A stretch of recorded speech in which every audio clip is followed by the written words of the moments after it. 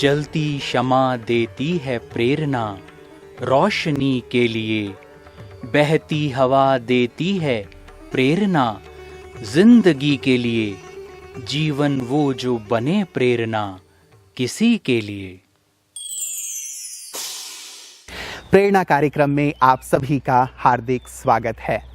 मित्रों, इस कार्यक्रम में हम कुछ ऐसी हस्तियों से आपको रूबरू करवाने जा रहे हैं जिन्होंने अपना संपूर्ण जीवन ईश्वरीय सेवा अर्पित कर दिया, जिन्होंने न स्वयं अपने आप को ईश्वर के रंग में रंगा, बल्कि लाखों आत्माओं को आध्यात्म के पथ पर चलने के लिए प्रेरित किया। ये कार्यक्रम ऐसी ही महान विभूतियों को अर्पित है, समर्पित है। प्रेरणा।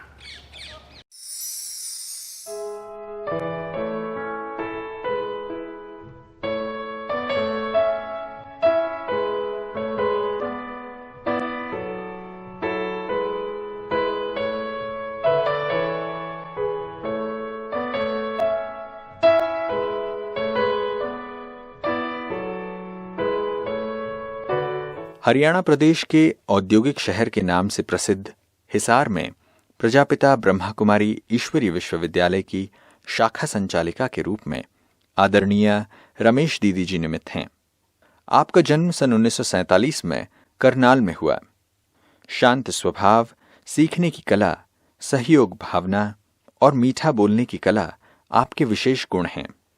बचपन से ही सात्विक विचार होने के कारण आपको सन 1955 में ब्रह्मा कुमारी सेवा केंद्र करनाल से ईश्वरीय ज्ञान की प्राप्ति हुई। सन 1956 में संस्था के संस्थापक पिताश्री ब्रह्मा बाबा और सन 1957 में ज्ञान की देवी मातेश्वरी जगदम्बा सरस्वती से मिलने का सुअवसर आपको मिला। दादियों की विशेष पालना पाकर आपने अपना जीवन ईश्वरीय सेवा में समर्पित कर दिया। सन 1967 से 1975 तक आपने गुड़गांव और चंडीगढ़ में ईश्वरीय सेवाएं दी तथा 1976 से आप हिसार में अपनी सेवाएं दे रही हैं। जन कल्याण अर्थ आपने अनेक कार्यक्रम जैसे मेले, प्रदर्शनी, सेमिनार और अनेक विश्व शांति यात्राओं का आयोजन किया।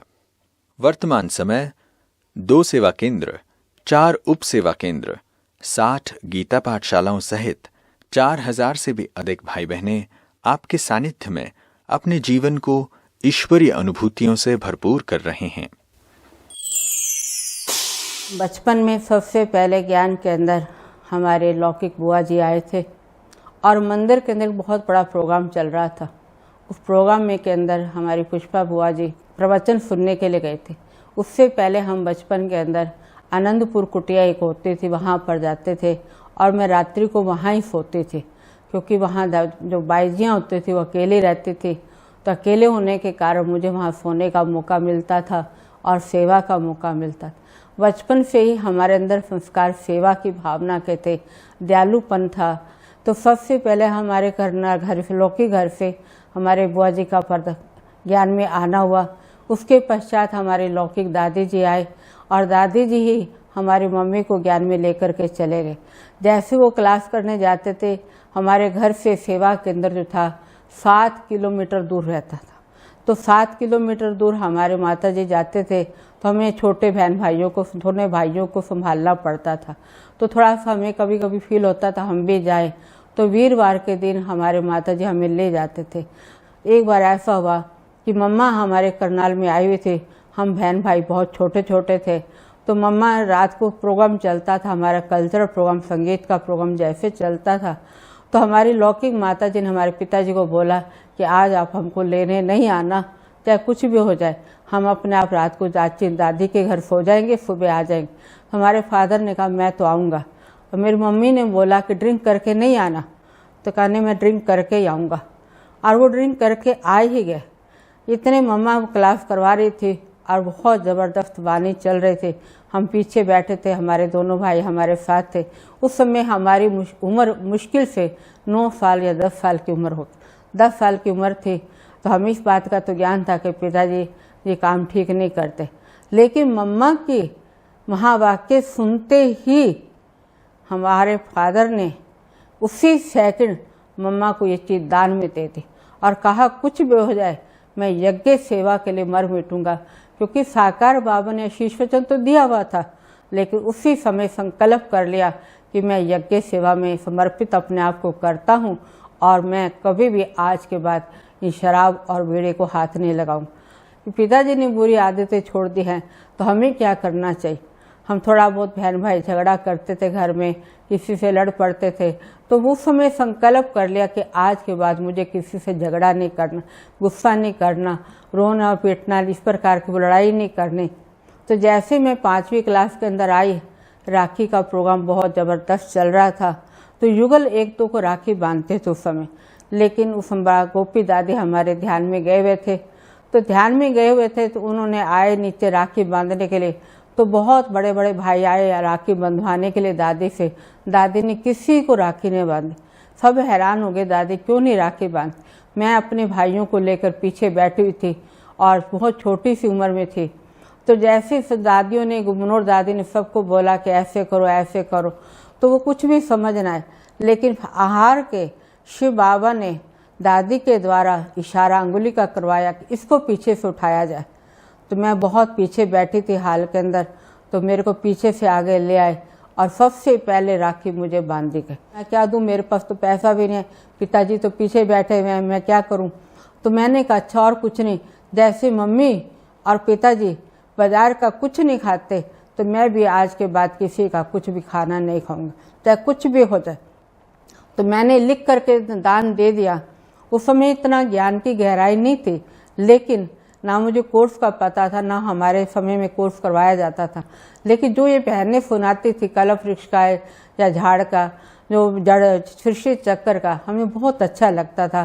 तो फिर हम समझते थे और हम दूसरों को बैठ के समझाते थे। जब वो क्वेश्चन करते तो हम बड़ी बहनों के सामने ले आते थे। तो मैं बचपन से ही सेंटर पर सुबह जाती थी और शाम तक सेवा करके रात को घर वापस आ जाती थी, क्योंकि लौकी घर पास में पड़ता था।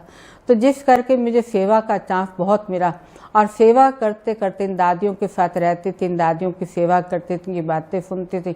रात को बैठ के ये साकार बाबा की बातें बताते थे, तो सुनते सुनते इनके भी आंसू आ जाते थे, मेरे भी आंसू आते थे। तो मैं कहती थी मैं भी जाऊँगी चाहे कुछ भी हो जाए। तो लेकिन मेरे मदर फादर कहते थे छोटी है तू, अब बड़ी हो जाएगी फिर हम तेरे को भेज देंगे। तो उस समय मुझे चोटी करना नहीं आता था इतना अच्छी तरह से। तो सब क्लास का टाइम होगा, मम्मा तैयारों के क्लास में जाने लगे, सभी क्लास में चले गए। तो मैं घबरा गई, मैं चोटी कौन करेगा, मैं क्लास में कैसे जाऊंगी, क्योंकि मेरे बाल बहुत भारी भी थे और बड़े भी थे। तो जैसे मम्मा गुजरी कहते रो क्यों रही हो तुम। मैंने कहा मेरी चोटी कौन करेगा, मेरी मम्मी नहीं आई है, अभी वो देर से आएगी। तो कहा कंघी लाओ मैं चोटी करता। तो मेरा अहो सौभाग्य कि मम्मा ने मेरे सिर के बाल को इतने अच्छी रीति मेरी चोटियाँ के, तो घर सभी देखते रहे, मनोहर दादी वगैरह वे भी हैरान हुए कि हमें भी ऐसा गोल्डन चांस नहीं मिला, तुमको इतना गोल्डन चांस मिला। रात को मम्मा के साथ सो गई और सुबह तो उनसे इतनी सेवा ले ली। तो मैंने कहा मैं सेवा का फल दे दूंगी।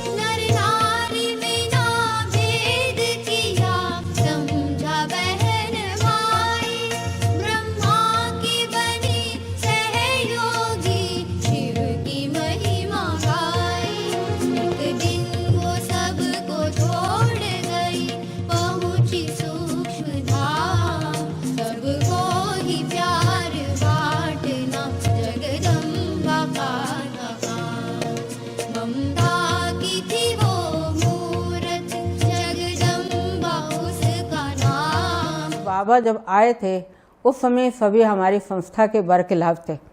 तो बाबा को गाड़ी में लेके आना था, तो हमारे फादर जो है थे ट्रांसपोर्ट में होने के कारण उनके मैनेजर की गाड़ी मिल सकती थी। तो घर में बैठे हुए थे तो हमारे गोपी दादी हमारे लौकी घर आए और बोला कि साकार बाबा ने आना है और हमको गाड़ी चाहिए, आप कहाँ दे सकते हैं। तो मेरे फादर ने कहा हम गाड़ी का प्रबंध कर देंगे, आपके बाबा को कहाँ से लेकर आना। और बोला दिल्ली से लेकर आना। तो मेरे फादर गाड़ी लेके दिल्ली चले गए और गाड़ी लेके दिल्ली से बाबा को लाए और करनाल सेवा केंद्र पर। तो हम छोटे से थे तो मम्मी तो पहले चली गई, हम किसी के साथ बाबा के पास चले गए और बहुत छोटे से थे। बाबा ने जाते हमें गोदी में बिठा लिया, कहा बच्ची बड़ी हिम्मतवान हो। तो फकार बाबा आ रहे थे, सभी भारत के भाई बहन इधर बाबा से मिलने जाते थे। तो पहले तो हमारे लौकिक माता जी गए मिलने के लिए, 3 दिन लगा के आए और 3 दिन के पश्चात फिर मेरे को जाने का चांस मिला। जैसे मैं गई तो छोटे थे, रात्रि सुबह मेरी जाग नहीं खुली, माताएं सब तैयार होकर चले गए। जैसे तैयार होकर चले गए और मैं उठी, नहाई धोई तैयार होकर बाहर निकली तो कोई भी मेरे साथ जाने को तैयार नहीं। तो मैं रोने लगे। तो हमारे ऑलराउंडर दादी थे, तो कहने लगे रोती काहे को तुम। मैंने कहा सभी चले गए, मेरे को उठाया नहीं और मैं बाबा के पास जाने। अब तो कोई बस भी नहीं जा रही, कोई गाड़ी भी नहीं है। तो मैंने और भी ऊंचा ऊंचा रोना शुरू कर दिया। जैसे मैं रोई उसी समय बाबा ने मेरे दिल की आवाज़ सुनी, जगदीश भाई जी अचानक गाड़ी लेके आ गए।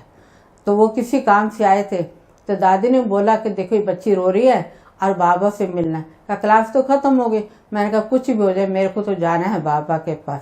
तो मेरे को जगदीश भाई जी और ब्रिजमन भाई जी अपनी गाड़ी में बिठाया और साकार बाबा के पास ले। और बाबा उस समय क्लास खत्म हो चुकी थी, बाबा नाश्ता करने जा रहे थे। तो गेट पर लच्छू दादी और मनमोहिनी दीदी बैठे थे। जैसे वो बैठे तो मैं रोती हुई आंखें लाल करके गई। तो दीदी ने बोला रोती काहे को तुम।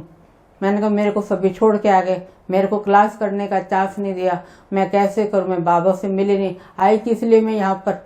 तो कहा अच्छा रोना नहीं, बाबा से पूछते, बाबा तेरे को मिलता है। कहा ठीक है पूछ लो। बाबा ने कहा बच्चे को अंदर ले आओ और पूछो, बुलाओ मेरे पास। तो जैसे मैं बाबा के सामने गई, बाबा ने मेरी आंखें देखी, कहा बच्ची क्यों रो रही थी तुम। मैंने कहा मेरे को छोड़ा है सारे, मैं आपने मुझे क्या कहा था मैं आपसे मिलूंगा और आप मेरे को छोड़ा है, मैं क्या करूँ। अच्छा बच्ची अब मैं बाबा मिल रहा ना तुमसे, अब बोलो रो गई। मैं कहा नहीं। अच्छा फिर मूड ऑफ क्यों किया। मैं फिर क्या करूँ, मेरी डिमांड पूरी नहीं हुई। कहा बच्चे अगर बाबा तेरी डिमांड पूरी करे फिर मूड ऑफ बंद कर दोगे। मैंने कहा हाँ बंद कर दूंगी। उसके पश्चात तो फिर मुझे बाबा से मिलने का मौका मिला जब मैं मधुबन गई और बाबा के घर में गई। बाबा मुझे छोटी सी थी, पतली सी थी, तो बाबा मुझे कई बार प्यार से कहते चिपकली बच्ची है, सारा दिन घूमते रहते। मैं ठहरती नहीं थी एक जगह, बैठती नहीं थी, कभी कहाँ भाग जाती, कभी पहाड़ी पे भाग जाती, कभी कहाँ भाग जाती। तो बाबा मुझे प्यार से अपने कमरे में बुलाता रहता था, बिठाता था, खिलाता था और इतना भी कहा बच्ची अब तुझे सेवा में जाना है। तो मैंने कहा बाबा जाना है। तो बाबा ने मुझे गिफ्ट के रूप में एक बहुत बड़ी सुंदर चौरस घड़ी हाथ में बांधी। तो बच्ची मैं तेरे हाथ में घड़ी बांध रहा हूँ, इसलिए बांध रहा हूँ तो समय की पहचान करो। और बहुत सुंदर बाबा ने सूट भी दिया, घड़ी भी पहनाई से और खाना भी खिलाया 2 दिन अपने कमरे में बुला करके। तेरा वो प्यार है बाबा जो समझाया नहीं जाता। तेरा वो प्यार है बाबा जो समझाया नहीं जाता। बरस जाता है नैनों से वो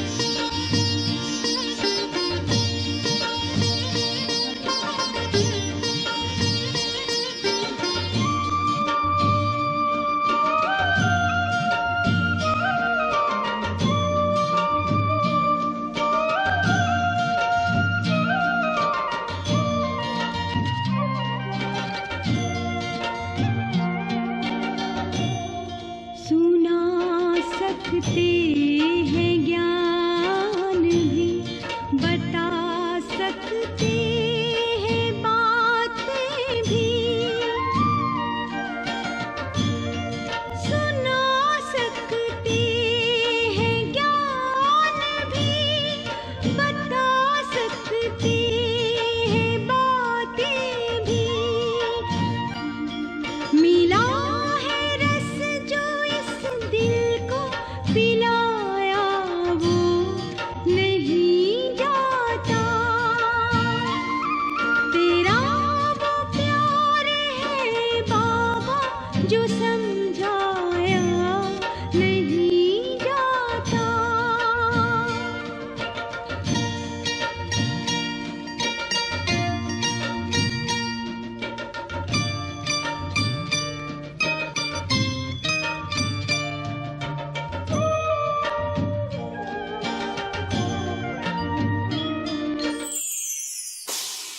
तो मुझे सबसे पहले बाबा ने भेजा तो लखनऊ था, लेकिन हमारी मनोहर दादी ने मुझे फिर वापस गुड़गांव भेज दिया।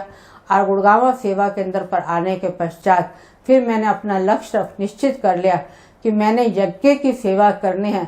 जितना मैं यज्ञ से खाना खाती हूँ या मैं सहयोग लेती हूँ, उससे 2 गुना ज्यादा मुझे अपने तन और मन से यज्ञ में सेवा में समर्पित होकर दिखाना है। जैसे बाबा ने शरीर छोड़ा तो मेरे दिल को चोट लगे और मैं फौरन ही मधुबन जाने की कोशिश कर कि मैं मधुबन जाती।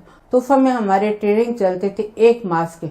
तो 1 मास की ट्रेनिंग के लिए मुझे यज्ञ में मधुबन आई और मैंने संकल्प कर लिया कि अब मैंने जीवन अपना बाबा की सेवा में लगाना है। मुझे नौकरी भी नहीं करनी और दुनिया में भी नहीं जाना, बाबा की यज्ञ में समर्पित हो। तो ऐसा लक्ष्य रखते हुए मैं यज्ञ में मधुबन से पट्टी करके फौरन सीधा चंडीगढ़ आई। और चंडीगढ़ में रहते हुए मैंने बहुत कुछ सीखा। स्थूल सेवा भी सीखी, सूक्ष्म सेवा भी सीखी, मनसा सेवा भी सीखी। हर प्रकार की सेवा करने का चांस मुझे वहाँ मिला गया। वहाँ से ही मुझे हर जगह सेवा के लिए भेजा जाता था। बटाला में गई, अमृतसर में गई, जलंधर में गई, पठानकोट में गई, सभी जगह मुझे सेवा के लिए बुलाया जाता था। मैं 3-3 महीने 4-4 महीने सेवा करके आ जाते थे। मैं लौकिक माता पिता को बोला कि जो मेरी शादी पर तुमने खर्चा करना था ना, वो मेरा शादी का खर्चा मधुबन सेवा में लगा दो। मैंने अपना पैसा सफल करना, चाहे कुछ भी हो जाए। तो मेरी मदर की भी ये इच्छा थी, फादर की भी इच्छा थी। तो उन्होंने कहा ठीक है, हम यज्ञ में बात करते हैं। तो यज्ञ में बात की तो मेरा समर्पण समारोह भी मधुबन में सबसे पहले हुआ। तो वहाँ मुझे 6 मास मधुबन भंडारे के अंदर सेवा करने का मौका मिला और बहुत सीखा मैंने। हमारी भोले दादी हमें कदम कदम सिखाते थे।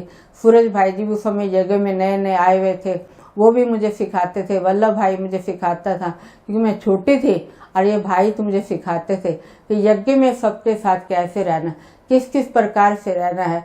तो मैं सभी दादियों के साथ मुझे तब यज्ञ में रहते हुए 6 मास के अंदर सभी के साथ रहने का मौका मिला।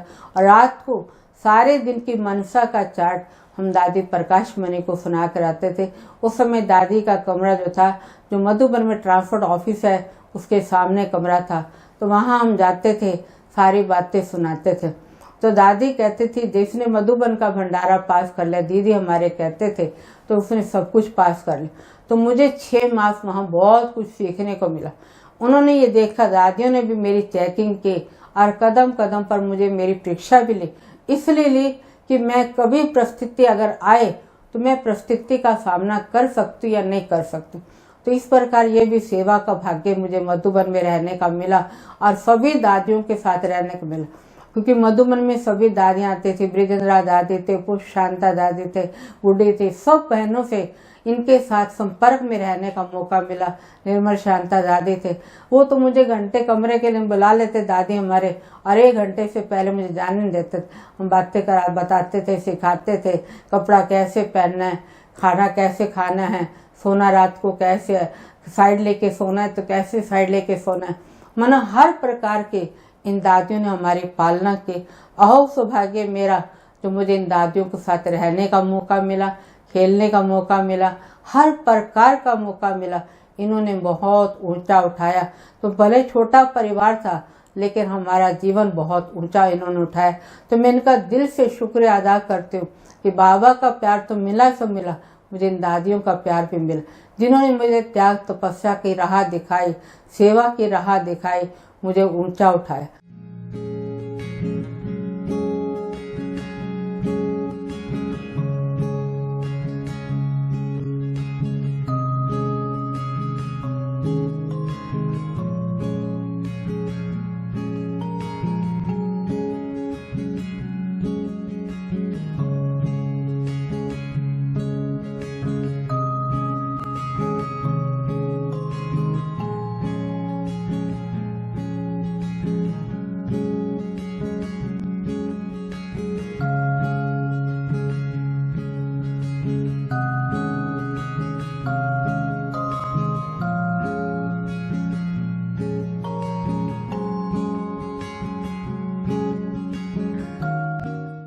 बड़े दीदी मनमोहिनी दीदी ने कहा कि अब तुझे बहुत सीख लिया है, अब तुझे खुद मैदान में जाना है। तो मैंने कहा नहीं दीदी, मेरी एक प्रॉब्लम, बहुत बड़ी प्रॉब्लम है, मेरे कान की तकलीफ है, मुझे सुनाई थोड़ा कम देता है, मैं कैसे जाऊँ, इसलिए मैं चंडीगढ़ ही ठीक हूँ। दीदी ने कहा नहीं, बाबा ने कहा है तुझे मैदान में जाना है। तो मैंने कहा अगर आप लोग मुझे भेजते हैं तो मैं कभी ना नहीं करूँगी। तो वहाँ से मुझे मधुबन से सीधा हिसार सेवा केंद्र पर भेजा गया। और जब मैं यहाँ आई तो बहुत छोटी सी जगह थी। चंडीगढ़ तो मैं बहुत बड़ी कोठी में रहती थी, और यहाँ आई तो एक कमरा इतना छोटा, वहीं चारपाई बिछानी है, वहीं किचन बनानी है, और बाथरूम लैट्रिन बिल्कुल छोटे से किराए का मकान था, तो वो बहुत छोटा था। तो यहाँ तक कि आर्थिक परिस्थितियाँ भी मेरे आगे फिर बहुत प्रकार के आई, और सोच में पड़ गई मैं यहाँ कैसे रहूँगी। फिर मैंने कहा नहीं, मेरे को दीदी ने आश लगाकर भेजा है, तो मुझे दीदी की आज्ञा को पालन करते निराश नहीं करना। इतनी परिस्थिति आई कि सुबह का समय खाने को मिल रहा है तो शाम का समय शांत कराने को मिल रहा है। तो मैं सोचती शायद साकार बाबा ने तो यज्ञ में इस प्रकार सहन किया, बाजरे की रोटी खाई, हर प्रकार के भूखे रहे, तो अगर मुझे थोड़ा समय करना पड़ेगा तो कोई बात नहीं। तो 6 मास मैंने यहाँ पर इस प्रकार बहुत बुरी परिस्थिति से गुजारते हुए पर हिम्मत नहीं हारे, क्योंकि मुझे साकार बाबा का, अव्यक्त बाप दादा का, मम्मा का ये वरदान था। तो वरदान होने के कारण मैं पीछे नहीं हटी, आगे बढ़ती गई। और पीछे ना हटने का संकल्प ही नहीं था, क्योंकि मैंने देखा हमारा लौकिक परिवार में सिर्फ अकेली मैं नहीं चली, मेरे को देख करके भी बहुत कुछ परिवार वाले निकले, यज्ञ की सेवा के लिए समर्पित हुए। तो मैं ये सोचती थी मैं निमित्त हूँ, अगर मैं पीछे हट गई तो सारे निमित्त पीछे हट जाएंगे, तो सबकी पाप की भागी भी मैं बन जाऊंगी, इसलिए मुझे आगे बढ़ना। दूसरी बात संकल्प किया, अगर लौकिक में इस प्रकार शादी हो जाती, गृहस्थी बन जाती, वहाँ परिस्थिति सहन करनी पड़ती तो क्या होता है। यहाँ भी किया तो क्या हुआ, अब मेरा जीवन यहाँ पर है, बाबा मुझे जिस विधि रखेगा मैं रहूँगी, बाबा मुझे जहाँ बिठाएगा मैं वहाँ बैठूंगी। तो ऐसा संकल्प करते हुए थोड़ा शारीरिक परिस्थितियाँ भी आई, सामाजिक परिस्थितियाँ भी आई, परिवार की परिस्थितियाँ भी आई, आर्थिक परिस्थितियाँ भी आई। तो मैं आगे बढ़ते बढ़ते बढ़ते 2 साल के पश्चात यहाँ पर थोड़ा परिस्थिति ने परिवर्तन होना शुरू कर दिया, और परिवर्तन होते होते होते आज बाबा का 24 घंटे मेरे सिर पर हाथ भी है और बाबा का साथ भी। दीदी अथक होकर के अपनी सेवाएं दे रही हैं। दीदी की ये भी बहुत बड़ी विशेषता है, सुबह 9 बजे से लेकर के शाम को रात को 9 बजे तक वो नीचे बैठ करके ही अपनी सभी आने वाले भाई बहनों से, नए हैं या पुराने भाई बहन हैं, उन सभी से एक एक भाई बहनों से मिलते हैं, उनकी समस्याओं का समाधान करते हैं, और रात्रि तक वो उनका ये दिनचर्या चलती रहती है। इस उम्र के अंदर भी हमने कभी दीदी के चेहरे पर निराशा या थकावट या किसी प्रकार की कोई और बात हमने नहीं देखी। दीदी जी का यही लक्ष्य रहता है कि जो भी आत्माएं उनके सामने आए वो आप समान बने और बाप समान बने। मेरी तो मानना ये है कि अगर हिसार के अंदर ब्रह्मा कुमारीज को लोग जानते हैं, हिसार के अंदर अगर ब्रह्मा कुमारीज का नाम आदर पूर्वक लिया जाता है, तो इस सब का श्रेय आदरणीय दीदी रमेश जी को ही जाता है। दीदी में सबसे बड़ी विशेषता जो मुझे लगी वो उनकी निश्चिंत स्थिति और हर्षित मुक्ता की रही। वो सदा सभी हम सेंटर निवासियों से बड़े स्नेह से व्यवहार रखती हैं और साथ साथ श्रीमत पर भी पूरा चलाने के लिए वो प्रेरित करती रहती हैं। दीदी जी बहुत अच्छे प्लानर हैं, हर चीज़ इतने सिस्टम से प्लानिंग करते हैं, क्लास की, बिल्डिंग्स की और सेवाओं की, कभी भी कोई दिक्कत नहीं आती है। ऐसे लगता है कि जैसे बिल्कुल एक्यूरेट हो, कभी कोई कमी नहीं मिलती। दीदी हमारा सदा के लिए ध्यान रखती है और हमारे दुख सुख में सदा दीदी हमारे साथ है। हमारा भी नहीं, कोई अज्ञानी आत्मा भी आती है तो दीदी उनको भी उतना ही स्नेह देती है जितना हमें देती है। हम लाख लाख शुक्रिया करें जो हमें इतना ऊंचा पार्ट दिया है, इतना भाग्य बनाया है, और बहन जी के साथ बाबा का भी शुक्रिया है। कर लो अनुभव प्रभु प्यार का, बाहों में वो बुला रहा, वो करुणा कर दया का सागर, स्नेह में सबको समा रहा।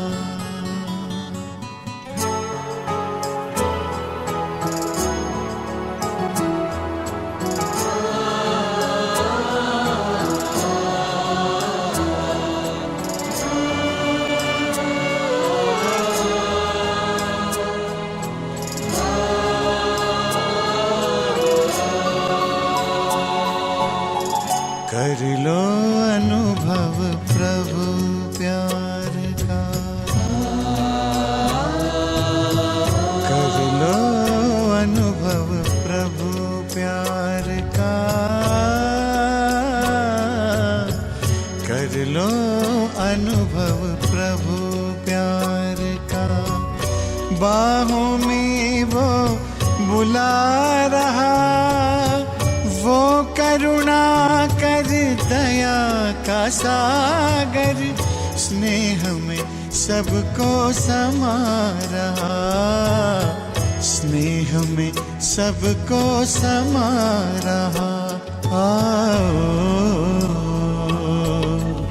प्रभु शरण आओ।